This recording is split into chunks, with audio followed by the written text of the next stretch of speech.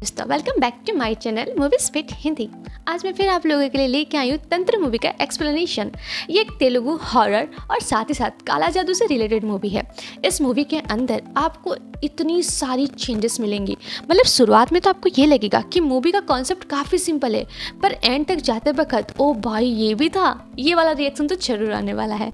तो बिना टाइम गवाए चलते सीधा एक्सप्लेनेशन की तरफ। पर जाने से पहले हर बार की तरह मैं आप सबसे रिक्वेस्ट करूँगी, जो भी मेरे चैनल पर नए आते हैं प्लीज़ मेरे चैनल को सब्सक्राइब कर लीजिए, ताकि मैं ऐसे ही आप लोगों के लिए interesting movies and web series ला सकूं। तो चलते सीधा स्टोरी की तरफ।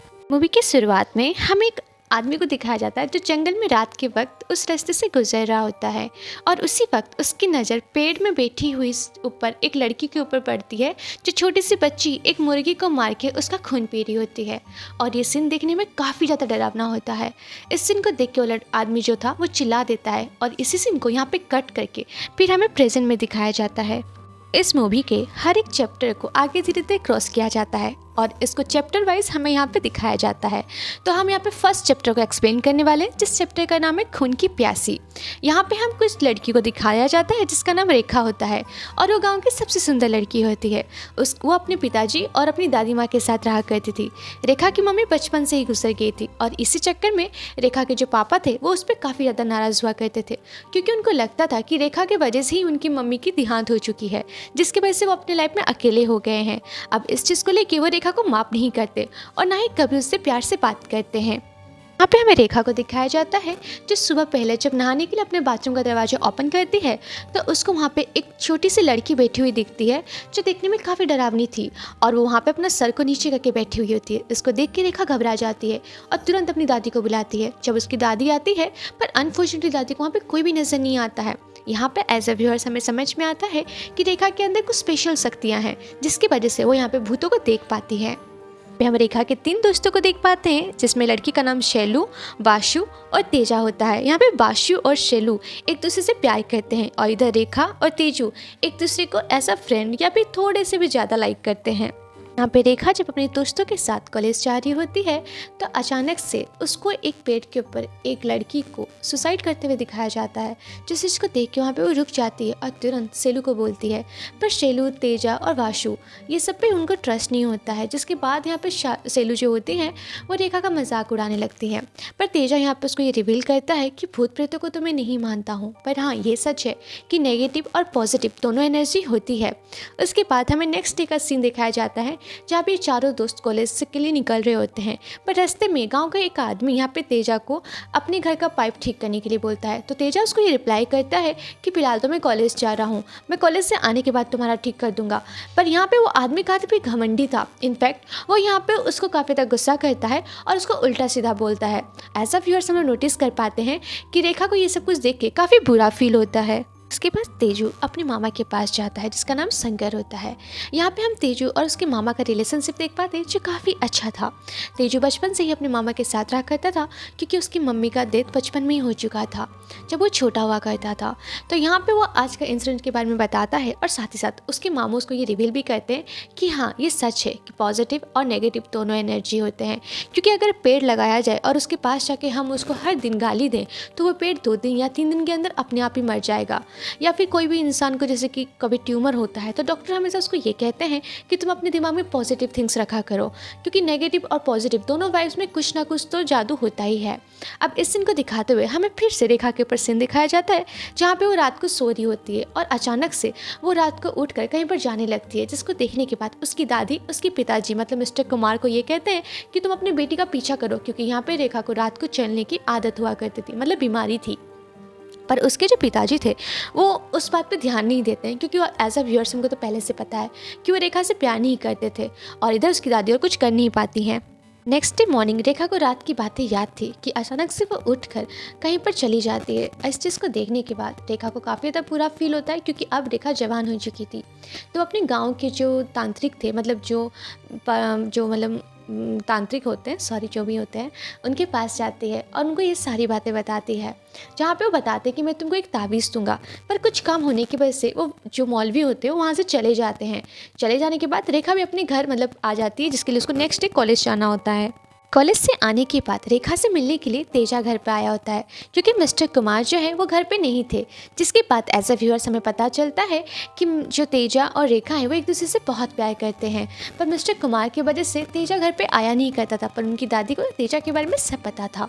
यहाँ पे तेजा क्या करता है, रेखा को समझाता है, क्योंकि उसका दिल टूटा हुआ था उस आदमी की वजह से, क्योंकि उसने तेजा को बहुत कुछ उल्टा फुल्टा बोला था। और एज अ व्यूअर्स हमें यहाँ पे भी पता चलता है कि तेजा की जो मदर थी वो एक्चुअली गांव में प्रोस्टिट्यूट का काम किया करती थी, जिसकी वजह से उसकी मौत के बाद, उसकी मम्मी की मौत के बाद गांव वाले उसको अक्सर मतलब गंदा बुरा भला ये बोला करते थे और उसको टोंट भी कसा करते थे, जिसकी वजह से वो अपना छोटा मोटा काम करके अपना पढ़ाई कंप्लीट कर रहा होता है। इसके बाद हमें रात का सीन दिखाया जाता है, जहाँ पे हम रेखा को देख पाते हैं। वो अपने बिस्तर में सो रही होती है और आधी रात में उसके कान में कोई फुसफुसा के कुछ बोल के जाता है, जिसके बाद रेखा आधी नींद से उठती है और अपने पैर में एक कट लगाती है, खून निकालती है एक ग्लास में और उसको खिड़की में रख के सो जाती है। नेक्स्ट डे मॉर्निंग जब रेखा उठती है, एज अ व्यूअर्स हमें समझ में आता है कि रेखा को कुछ भी याद नहीं है। जब वो खिड़की में ग्लास देखती है, उस ग्लास में खून होता नहीं है और खून पूरा सूखा हुआ रहता है, बट रेखा यहाँ पे कुछ समझ नहीं पाती और उस ग्लास को धो के रख देती है। इधर हम यहाँ पे तेजा को देख पाते हैं, जो अपने मामा से बैठकर काले जादू के बारे में बात करते हैं, जहाँ पे ऐसा व्यूअर्स हमें पता चलता है कि तेजा के जो मामा जी थे वो पहले काला जादू किया करते थे। तेजा और शंकर की बातों ही बातों में शंकर उसको ये रिवील करता है कि उसने काला जादू क्यों छोड़ा था और किसके लिए छोड़ा था। इसी सीन को बताते हुए हमें पास्ट का सीन दिखाया जाता है। जब शंकर बचपन में छोटा था तो उसके पापा जो हैं वो कहीं उसकी मम्मी को छोड़ के भाग गए थे, जिसकी वजह से उनकी मम्मी ने आत्महत्या कर ली थी। अब शंकर अनाथ हो चुका था, तो वो हमेशा मंदिरों में सोया करता था और अकेले रहा करता था, जहाँ पे उसको एक लड़की आके हमेशा प्रसाद देती थी और कुछ खाने के लिए देती थी। धीरे धीरे शंकर और उस लड़की का दोस्ती हो जाता है। अब शंकर एक दिन अपने दोस्तों के साथ मिलकर या फिर ऐसे किसी गलत संगत में आकर काला जादू सीखता है और काला जादू के तंत्र सिखा जो होती है उसको कंप्लीट करने के लिए वो शमशान में जाके एक शव साधना करता है।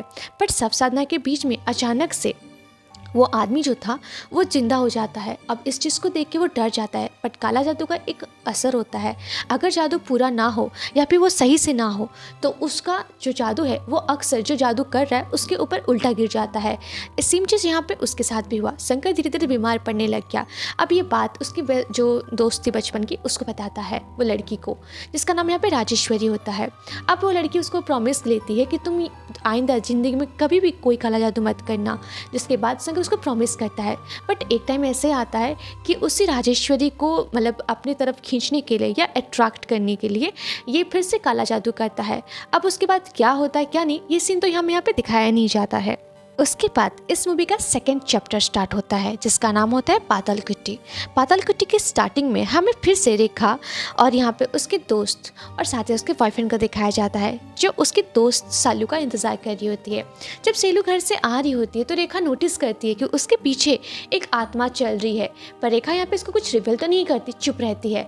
और उसके बाद दिन भर अपने कॉलेज का सारा स्टडी या फिर सारा काम ख़त्म करके वो शाम को अपने बॉयफ्रेंड से मिलती है, जहाँ पे वो उसको सेलू के बारे में बताती है कि उसके पीछे कोई ना कोई आत्मा जरूर थी।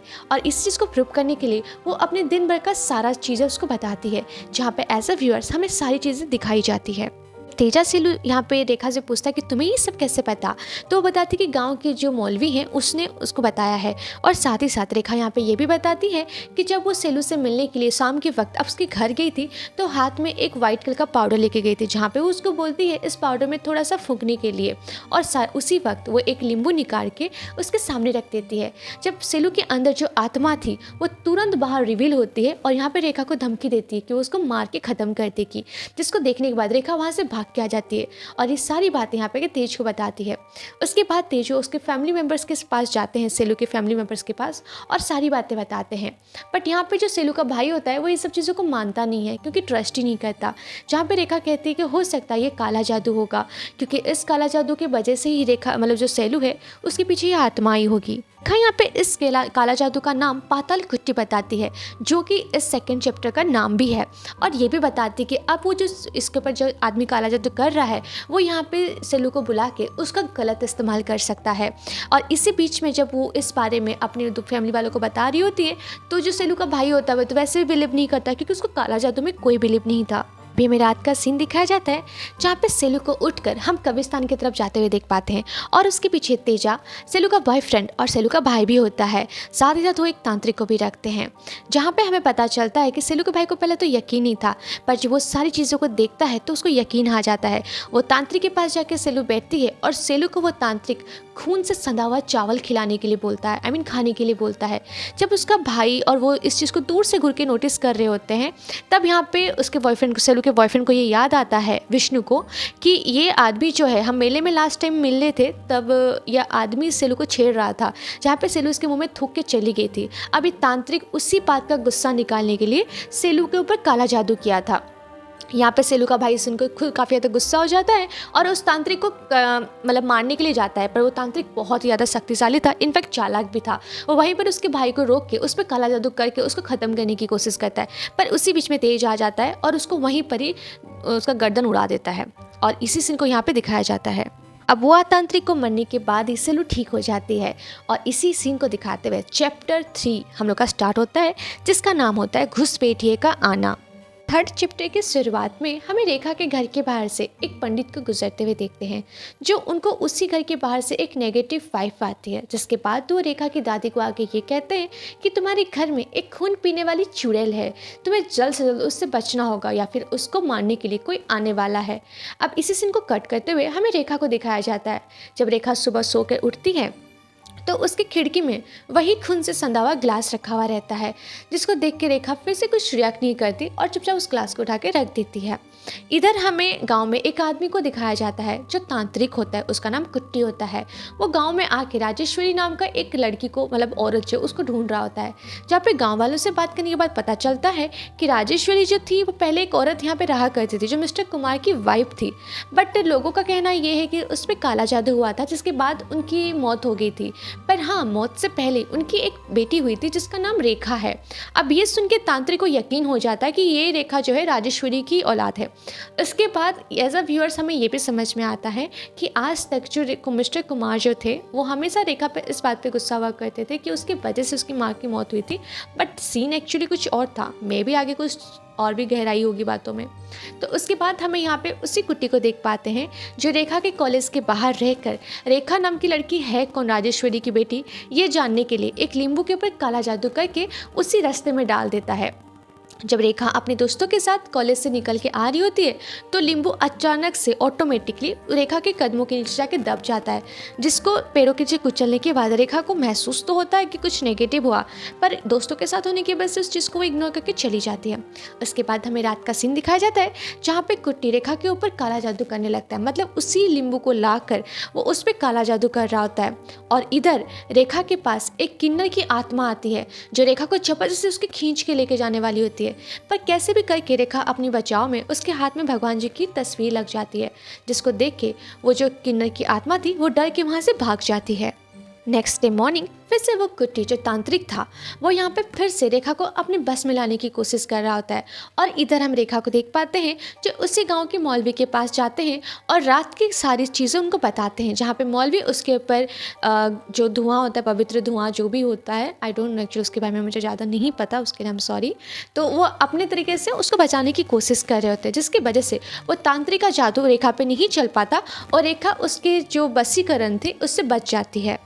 एज अ व्यूअर्स हमें इधर उस तांत्रिक को दिखाया जाता है जो बार बार अपने फेल होने की वजह से इतना गुस्से में आ चुका था कि रात के वक्त जब तांत्रिक अपने घर के लिए रिटर्न आ रहा था उसी जंगल के एरिया से, तो हमें कौन तो वो तो दिखाया नहीं जाता है, पर कोई है था जो तांत्रिक को वहाँ पे मार के उड़ा देता है। अब इस चीज़ को सुनने के बाद गाँव में हल्ला मच जाता है और यहाँ पे जो रेखा का बॉयफ्रेंड था उसको भी पता चलता है। उसको आके यहाँ पे विष्णु बताता है कि जो रेखा की मदद कर रहा था उस तांत्रिक को, उस जो पीर बाबा के थे, उनको किसी ने मार दिया है कल की रात को।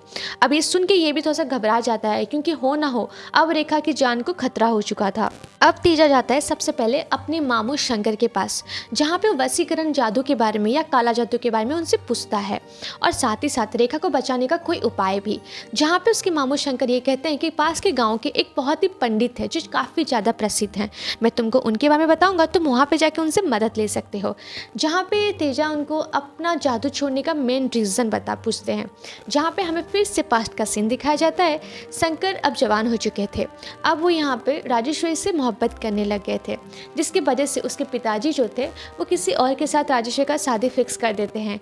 अभी जैसे उससे प्यार करते थे तो उसको वशीकरण करके अपने पास लाना चाहते थे और वो वैसा करते भी हैं। बट उस रात को राजेश्वरी उनके पास आती तो है पर वो वशीभूत नहीं होती है, क्योंकि वो अपने पिताजी से या फिर उसके जो उस गांव में जो प्रसिद्ध माता थी वो अक्सर राजेश्वरी के शरीर में आया करती थी। वो लड़की काफ़ी पवित्र थी, जिसकी वजह से उसके ऊपर काला जादू का कोई असर नहीं था। अब वो शंकर को आके ये कहती है कि देखो मैं भी तो तुमसे प्यार करती हूँ पर मैं अपने फैमिली के खिलाफ नहीं जा सकती, तो अभी जो भी है हम लोग का ये हम दोनों के बीच में यहीं पर ही ख़त्म हो रहा है। और ये कहते हुए उससे फिर से प्रॉमिस लेती है कि आज तुम मुझे प्रॉमिस करो कि तुम कभी और काला जादू नहीं करोगे। जिसके बाद शंकर उसको फाइनली प्रॉमिस करता है और ज़िंदगी में कभी काला जादू नहीं करेगा, इस बात का गारंटी भी रखता है। इसी सीन के बाद हमें फिर से तेजू को दिखाया जाता है, जो उसी ब्राह्मण जी के पास जाता है जहाँ पर वो रेखा को बचाने के लिए उनको सारी बातें बताता है। अब तेजा उसी मंदिर के ब्राह्मण के पास जाता है और रेखा के बारे में सब कुछ बताता है, जहाँ पे ब्राह्मण उसको कहते हैं कि ठीक है अभी हम रेखा के नाम का एक यज्ञ करेंगे, अगर नारियल गुड़कते हुए माता जी की तरफ जाता है तो रेखा बिल्कुल ठीक हो जाएगी, अगर नहीं जाता है तो मे भी हो सकता है वो जो तांत्रिक वो काफ़ी शक्तिशाली हो। अब वहाँ पर वो तांत्रिक जो उनका यज्ञ है वो शुरू करते हैं और इधर तांत्रिक अपना सिद्धि प्राप्ति करने के लिए फिर से यहाँ पर वशीकरण करने लगता है, जिसकी वजह से दोनों तरफ की शक्तियों का एक मिश्रण होता है और रेखा का तबीयत यहाँ पे खराब होने लगता है और धीरे धीरे रेखा ठीक हो रही होती है और कभी कभी बहुत ही ज़्यादा उस तांत्रिक की तरफ खींची हुई जाती है। बट इन एक मौका आता है जहाँ पे रेखा ठीक हो जाती है। अब इस चीज़ को देख के जो उसका बॉयफ्रेंड था तेज, वो आता है उससे मिलने के लिए, जहाँ पे असली सच्चाई वो रेखा से पूछता है कि तुम मुझे इतना दिन से झूठ क्यों बोल रही थी। और एज अ व्यूअर हमें यहाँ पे पता चलता है बहुत सारे इस मूवी के सीक्रेट्स। तेजा उसको ये रिवील करता है जैसे कि रेखा ने उसको बताया था कि उस मौलवी ने यहाँ पर सेलू के बारे में बताया था, पर सेलू ठीक होने के बाद जब वो मौलवी के पास जाता है तो मौलवी उसको बताता है कि सेलू के बारे में तो उसने कभी भी रेखा से कोई भी बातचीत नहीं की। और साथ ही साथ जब वो मौलवी मरा तब वो उसी तांत्रिक के पास जाता है उसको पूछने के लिए, तो तांत्रिक उसको हवा में उड़ा देता है और लटकाते हुए ये कहता है कि मैं इस गाँव में सिर्फ रेखा को ख़त्म करने आया हूँ और किसी मौलवी या किसी तांत्रिक से मेरा कोई दुश्मनी नहीं है। और साथ ही साथ गाँव के जो वो पंडित जो यहाँ पे रेखा के लिए यज्ञ किए थे उन्होंने भी ये कहा कि देखो मैंने कोशिश तो की थी रेखा को बचाने के लिए, पर रेखा मेरी शक्तियों की या फिर मंत्रों की शक्तियों की वजह से नहीं बची है, उसको कोई और है जो काला जादू करके यहाँ पे बचा रहा है। जहाँ पे रेखा इसको अपने बारे में सारी सच्चाई बताती है और एज अ व्यूअर्स हमें पास्ट का सीन दिखाया जाता है जो शुरू होता है रेखा की मम्मी से। रेखा बताती है कि मेरी मम्मी जो थी राजेश्वरी वो गांव की सबसे सुंदर लड़की थी और उनका पूजा पाठ इस सब में ज़्यादा ध्यान लगता था, जिसकी वजह से गांव की जो कुलदेवती थी वो उनके शरीर में आया करती थी, जिसकी वजह से वो काफ़ी ज़्यादा फेमस थी। एक दिन मिस्टर कुमार रेखा के जो पापा थे उनकी नज़र उनकी मम्मी पर पड़ी। अब उन सेम कास्ट के होने की वजह से वो रेखा की मम्मी से शादी कर लेते हैं, पर शादी की फर्स्ट नाइट को ही राजेश्वरी को पता चलता है कि उसके जो हस्बैंड है वो एक किन्नर है, ना पुरुष है ना मर्द, सॉरी। तो वहाँ पे वो उसको इस चीज़ को लेके काफ़ी चुप रहती है बट कुछ कहती नहीं है। पर यहाँ पे जैसे कि वो इंसान मिस्टर कुमार वो काफ़ी बदमाश किस्म के थे, इनफैक्ट आज भी हैं। वो यहाँ पे राजेश्वरी को टॉर्चर करते हैं, उसको मारते पीटते हैं, उसको हमेशा इंसल्ट फील कराते हैं, क्योंकि उनको लगता था कि राजेश्वरी एक तो बहुत सुंदर है, गाँव में फेमस है, पता नहीं कितनों के साथ सोई होती होगी, और साथ ही साथ ऐसा तो नहीं होगा कि इसका कोई बॉयफ्रेंड नहीं होगा या फिर कोई लड़की इतनी अच्छी इतनी भोली वाली तो हो नहीं सकती है। अब ये सब चक्करों के बीच में वो उसको अक्सर टॉर्चर किया करते थे। पर राजेश्वरी जो थी वो काफ़ी दिल की अच्छी थी, वो कभी भी किसी को कुछ भी नहीं बोलती थी, इनफैक्ट वो अपने हस्बैंड के सारे टॉर्चर को चुपचाप सहती थी। एक दिन होता है कि राजेश्वरी जब अपने घर के आंगन में बैठ के अपने पैर में कुछ पायल पहन रही थी या कुछ कर रही थी मे भी, तो उसी तांत्रिक की नज़र राजेश्वरी के ऊपर पड़ती है, जिसको पहली नज़र में ही राजेश्वरी पसंद आ गई थी। अब राजेश्वरी को प्राप्त करने के लिए यहाँ पे तांत्रिक मिस्टर कुमार के साथ दोस्ती बढ़ाता है। अब दोस्ती बढ़ाने के बाद इतने ज़्यादा गहरा दोस्ती हो जाता है उन दोनों के बीच में कि मिस्टर कुमार अपना सीक्रेट्स जो आज तक गाँव में किसी को भी नहीं बताए हैं ये इसको बता देते हैं, और साथ ही साथ ये भी कहते हैं कि उनको तो राजेश्वरी से शादी करना ही ही नहीं था, पर गांव में किसी को उसकी सच्चाई ना पता चले इस चक्कर में वो शादी कर लिया है और राजेश्वरी को आज तक उन्होंने छुआ नहीं है। राजेश्वरी बिल्कुल कुंवारी है और साथ ही साथ वो राजेश्वरी को मारना भी चाहते थे, क्योंकि अगर राजेश्वरी जिंदा रही और ज़्यादा टाइम तक इन लोगों का कोई भी औलाद नहीं हुआ तो गाँव में सबको वैसे भी खबर मिल जाएगा कि नामर्द है। तो तांत्रिक का तो रास्ता खुल गया था, क्योंकि तांत्रिक को वैसे भी वो लड़की चाहिए थी। तो तांत्रिक उसको एक बोलता है कि 7 दिन तक चावल में खून मिला के तुम उसको खिलाना, पर उससे पहले उसका खून और बाल मुझे ला के दो। जिसके बाद मिस्टर कुमार वैसा ही करते हैं। अब जैसे तांत्रिक बोलता जाता था वो बिल्कुल वैसा वैसा करा करते थे। इधर राजेश्वरी को हम देख पाते हैं जो दिन पे दिन उसकी सुंदरता ढलती जाती है, वो काफ़ी बीमार होने लग जाती है और अपनी चीज़ों को समझ में भी नहीं आता। उसको सारे भूत प्रेत आसपास नजर आने लग गए थे, मतलब काला जादू से वो घिर गई थी। 7वें दिन यहाँ पे वो तांत्रिक अपनी सिद्धि प्राप्त करने के लिए उस जगह में बैठकर उसको उस मतलब जो राजेश्वरी है उसको वशीभूत करके अपनी तरफ बुलाता है। अब रेखा इससे आगे कुछ बता पाती उससे पहले मिस्टर कुमार घर पे आ जाते हैं, जिसके वजह से तेजा वहाँ से निकल जाता है और वो सीधा अपने मामू के पास जाता है, जहाँ पे उनको उस काला जादू के बारे में पूछता है। और यहाँ पे उस काला जादू का नाम होता है बजरोली रोली, मतलब इस काला जादू के बारे में पूछता है, जहाँ पे उसके मामू कहते हैं कि ये काला जादू काफ़ी ज़्यादा कठिन होता है। पहले जो काले साधक होता है वो अपने प्राइवेट पार्ट से कुछ पानी को अपने अंदर लेता है, उसके बाद कुछ मंत्र पढ़ता है और फिर कुछ और पता नहीं क्या क्या करता है। तो उसके बाद वो जिसके ऊपर ये जादू करना चाहता है उसके साथ वो इंटीमेंट होता है, जिस इंटीमेंट के दौरान उस इंसान के अंदर जो भी उसका मतलब उसका जितना भी शक्ति है, जितनी भी ऊर्जा है, उसकी उम्र है, सब कुछ वो अपने प्राइवेट पार्ट के जरिए अपनी तरफ मतलब अपने शरीर में खींच लेता है। अब इस काला जादू को करने वाला इंसान को काफ़ी ज़्यादा सिद्धि प्राप्त होती है। उसके बाद तेजा फिर से जाता है राजेश्वरी के पास, जहाँ पे राजेश्वरी उसको आगे की स्टोरी कंटिन्यू करती है। जब यहाँ पे राजेश्वरी उस तांत्रिक के पास जाती है दुल्हन की तरह सज धज के, तो वो तांत्रिक सेम वैसा ही हरकत करता है जैसे यहाँ पे उसके मामू ने उसको बताया था। बट यहाँ पे जब वो उसके साथ एंड मौके में इंटीमेंट हो रहा होता है, अचानक से ऐसा क्या होता है उस साधक को पता नहीं, उसका दिमाग काम नहीं करता और वो पागल होकर चिल्ला के गाँव से दौड़ के भाग जाता है। पर उस इंटीमेंट होने के दौरान यहाँ पे राजेश्वरी के अंदर काली शक्तियों का हो चुका था। जब वो घर पे आती है तो उसको पूजा पाठ में मन नहीं लगता, उसको भूत प्रेत नजर आते हैं। अब ये सब चीज़ों से परेशान होकर अपने आप को ख़त्म करने की कोशिश करती है, पर उसी मौके में उसको पता चलता है कि वो प्रेग्नेंट है। अब उसके बाद उस बच्चे का तो कोई गलती था ही नहीं, तो वो क्या करती है, उस बच्चे को पैदा करती है और उसके बाद वो मर जाती है। और यहाँ पे वो जो लड़की मतलब रेखा जो थी वो मिस्टर कुमार की नहीं, उस तांत्रिक की औलाद थी और इसीलिए मिस्टर कुमार कभी भी रेखा को अपने आप के करीब नहीं आने देते थे। इनफैक्ट वो रेखा से प्यार ही नहीं करते थे। रेखा भी यहाँ पे उसको ये भी बताती है कि अब काला जादू के मंत्र और तंत्र के द्वारा रेखा का जन्म होने की वजह से कुछ काली शक्तियाँ उसके अंदर पहले से जन्मगति होती है और कुछ उस जैसे कि उसके अंदर कुछ जादू है, जैसे कि वो भूत प्रेत को देख पाती है, चीज़ों को महसूस कर पाती है। और साथ ही साथ ये भी बताती है कि उस मौलवी को रेखा ने ही मारा था, क्योंकि मौलवी यहाँ पे लोगों को चेक करने के चक्कर में लड़कियों को अपने कमरे में लाता था और उनको अलग मतलब उनकी जो बॉडी के पार्ट्स होते हैं वहाँ पे टच किया करता था, जिसके लिए यहाँ पे रेखा ने गुस्से से उस तांत्रिक को मार दिया था। और साथ ही साथ उसको ये भी बताती है कि पूर्णिमा की रात को अगर वो खून ना पिए तो उसकी अंदर जो राक्षसी आत्मा है, मतलब राक्षसी जो भी उसका हरकतें हैं वो जग जाती हैं। और इसी चीज़ को दिखाते हुए बचपन का एक एक्सीडेंट के बारे में बताती है कि बचपन में एक दिन वो पेड़ के ऊपर चढ़ के मुर्गी काट के खा रही होती है पूर्णिमा की रात को, तो उसी दिन एक औरत वहाँ से उसको देख लेती है। जिस औरत को देखने के बाद वो औरत काफ़ी ज़्यादा घबरा जाती है और दौड़ के रास्ते में आती है, जिसके वजह से गाड़ी आकर उसको कुचल के चली जाती है।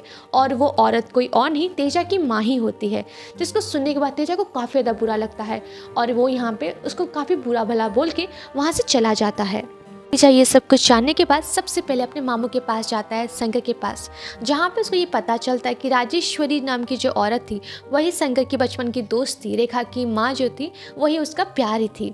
अब यहाँ पे शंकर उसको ये रिवील करता है कि जब राजेश्वरी का शादी हो गया तो वो अक्सर उसकी यादों में खोया रहता था और दारू पीता था, पर कभी कभी वो राजेश्वरी से मिलने के लिए उसके घर चला जाया करता था। उसको दूर से देख के उसको काफ़ी अच्छा लगा करता था। और इसी दौरान उसको एक दिन मिस्टर कुमार के बारे में पता चलता है कि वो नामर्द है और साथ ही साथ उस तांत्रिक की हरकतों के बारे में भी उसको पता चल चुका था, क्योंकि ये खुद भी तांत्रिक शक्तियों के बारे में जानता था।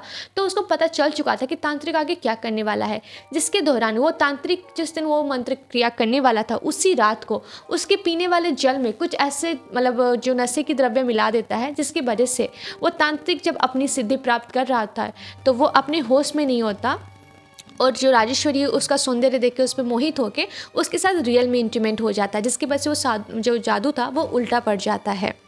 फिर शंकर उसको ये भी रिवील करता है, जब राजेश्वरी मर गई तो बहुत टाइम के बाद उसकी आत्मा यहाँ पे शंकर से मिलने आती थी और काला जादू सीखती थी, ताकि वो रेखा को वो सारी काले जादू सिखा सके, क्योंकि रेखा को मारने के लिए वो तांत्रिक फिर से आएगा, इस बारे में राजेश्वरी को कहीं ना कहीं पता था।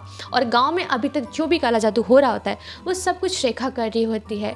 और रात को जो वो चलती थी, मतलब जो नींद में चलती थी, एक्चुअली वो उसका बीमारी नहीं है, वो चुपचाप चल के इसलिए जाया करती थी ताकि लोगों की नज़र में ना आए और वो अपना काला जादू सिद्ध किया करती थी। और इसी सीन को दिखाते हुए यहाँ पे चैप्टर 4 स्टार्ट होता है, जिसका नाम होता है चिन्ना माता देवी। यहाँ पे चैप्टर 4 की शुरुआत में हम फिर से उस तांत्रिक को देख पाते हैं जो गांव में अफवाह फैला देता है कि रेखा काला जादू करती है। गांव के लोगों को तो वैसे भी पता चल ही चुका था इस बारे में। अब क्या होता है, गांव में एक लड़के को मरवाता है, उस पर काला जादू सिद्ध करता है और साथ ही साथ गांव वालों को ये कहता है कि रेखा ने ही इसको मारा है, क्योंकि वो जानता था कि मिस्टर कुमार रेखा को पसंद नहीं करते, तो उसका सपोर्ट तो कभी नहीं लेने वाले।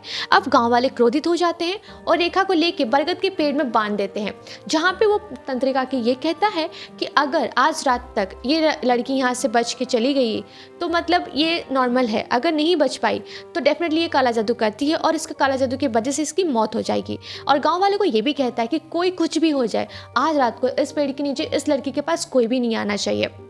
जिसके बाद गांव वाले उस तांत्रिक की बात को यकीन करते हैं और वहाँ पे उस रेखा को बांधकर चले जाते हैं। और उस दिन आती है रात की पूर्णिमा की, जिसके वजह से रेखा अगर खून ना पिए तो उसके अंदर काला जादू का जो शक्तियाँ हैं, जो तांत्रिक शक्तियाँ हैं, वो जागृत हो जाएंगी, जिसके वजह से वो हैवान बन सकती है। और साथ ही साथ वो खून ना पीने की वजह से उसके अंदर जो अच्छी शक्तियाँ हैं वो कमज़ोर पड़ के रह जाती हैं। यहाँ पर तांत्रिक रात को आता है और वहीं पर ही उसके ऊपर पूजा और तंत्र विदा करने लग जाता है। पर यहाँ पर रेखा काफ़ी ज़्यादा कमज़ोर होने की वजह से उसका बॉयफ्रेंड आता है और अपने जीभ को काट कर उसके मुंह में कुछ खून के बूंदे डाल देता है। जैसे ही रेखा के मुंह में खून की बूंदें गिरती हैं, उसकी शक्तियाँ फिर से जागृत हो जाती हैं और यहाँ पे उस तांत्रिक के साथ वो लड़ती है। मतलब बहुत ही मस्त फाइटिंग होता है दोनों तांत्रियों के बीच में, मंत्र तंत्र के इशारों से इतना भयंकर तांत्र होता है। उसी वक्त यहाँ पे रेखा की जो मम्मी राजेश्वरी की आत्मा होती है वो यहाँ पे रेखा के अंदर मिल जाती है, जिसके वजह से वो तांत्रिक हार जाता है और उसके अंडर में जितने भी भूत प्रेत जिन लोगों को उसने सिद्ध प्राप्त करके रखा था, वह सब उस तांत्रिक को मार के खा जाते हैं। और इसी सीन को दिखाते हुए यहाँ पे ये मूवी का एंड स्टार्ट होता है, जहाँ पे उसका जो बॉयफ्रेंड होता है तेजा रेखा को माफ़ी मांगता है और घर जाते हैं, जहाँ पे रेखा उसकी मम्मी से बात करके तेजा को ये बताती है कि तुम्हारी मम्मी तुमसे बहुत प्यार करती है।